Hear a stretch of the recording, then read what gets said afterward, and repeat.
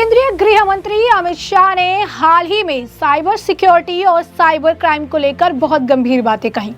उन्होंने एक राष्ट्रीय सम्मेलन में संबोधित करते हुए कहा कि साइबर फ्रॉड अब सिर्फ आर्थिक अपराध नहीं रहा, बल्कि ये राष्ट्रीय सुरक्षा यानी नेशनल सिक्योरिटी का एक बड़ा मुद्दा बन चुका है।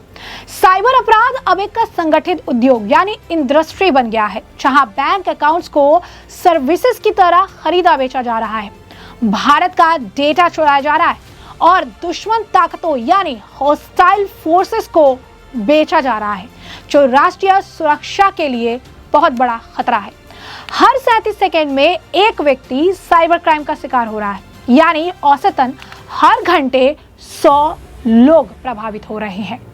अब ऐसे में अगर समय पर कदम नहीं उठाए गए तो ये एक राष्ट्रीय संकट यानी नेशनल क्राइसिस बन सकता है। अब ऐसे में गृह मंत्री अमित शाह ने क्या कहा है, ये भी समझिए। गृह मंत्री ने कहा कि साइबर क्राइम अब फाइनेंशियल फ्रॉड से आगे बढ़ चुका है और अब देश की डिजिटल सिक्योरिटी के लिए गंभीर चुनौतियां बन गया है। उन्होंने आगे कहा कि सरकार की स्ट्रेटेजी कई खास बातों पर टिकी है, जिसमें साइबर क्राइम की real time reporting, forensic lab का एक मजबूत नेटवर्क बनाना, एनफोर्समेंट एजेंसियों की कैपेसिटी बिल्डिंग, रिसर्च और डेवलपमेंट, साइबर अवेयरनेस को बढ़ावा देना और साइबर स्पेस में साइबर हाइजीन पक्का करना शामिल है। गृह मंत्री ने आगे कहा कि CBI, national investigation agency, reserve bank of India, राज्य पुलिस फोर्स और दूसरी जांच करने वाली संस्थाओं जैसी एजेंसियों को साइबर खतरों से असरदार तरीके से निपटने के लिए एक कोऑर्डिनेटेड फ्रेमवर्क में जोड़ा जा रहा है।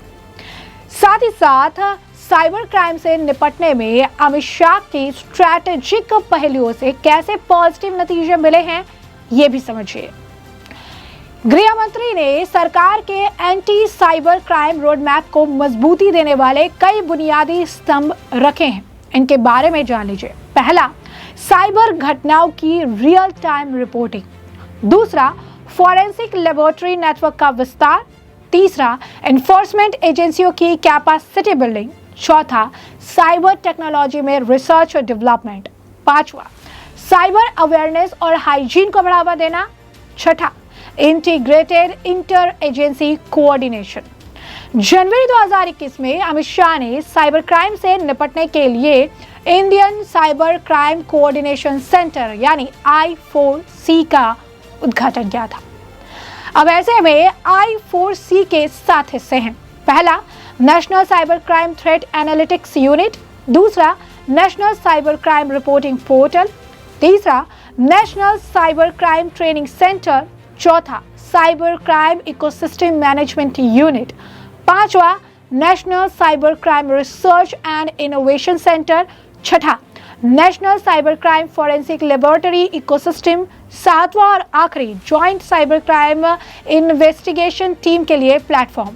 एमएचए ने साइबर सिक्योरिटी के लिए 12 लाख सिम कार्ड कैंसिल किए, 3 लाख मोबाइल के IMEI को ब्लॉक किया और दिसंबर 2025 तक 20,853 आरोपियों को गिरफ्तार किया। Indian cyber crime coordination centre यानी I4C को मिली 23.6 लाख शिकायतों पर कार्रवाई शुरू होने से 2021 और 2025 के बीच 8,189 करोड़ रुपए से ज्यादा की बचत हुई। इसके अलावा बैंक, फिटनेस कंपनियां, NBFC और ई-कॉमर्स प्लेटफॉर्म समेत 795 संस्था अभी I4C से जुड़े हुए हैं। 30 नवंबर 2025 तक I4C रिपोर्टिंग पोर्टल पर 8.2 मिलियन से ज्यादा साइबर क्राइम से जुड़ी शिकायतें दर्ज की गई थी, जिनमें 1,84,000 को FIR में बदल दिया गया और बड़ी संख्या में शिकायतों का असरदार तरीके से हल भी किया गया।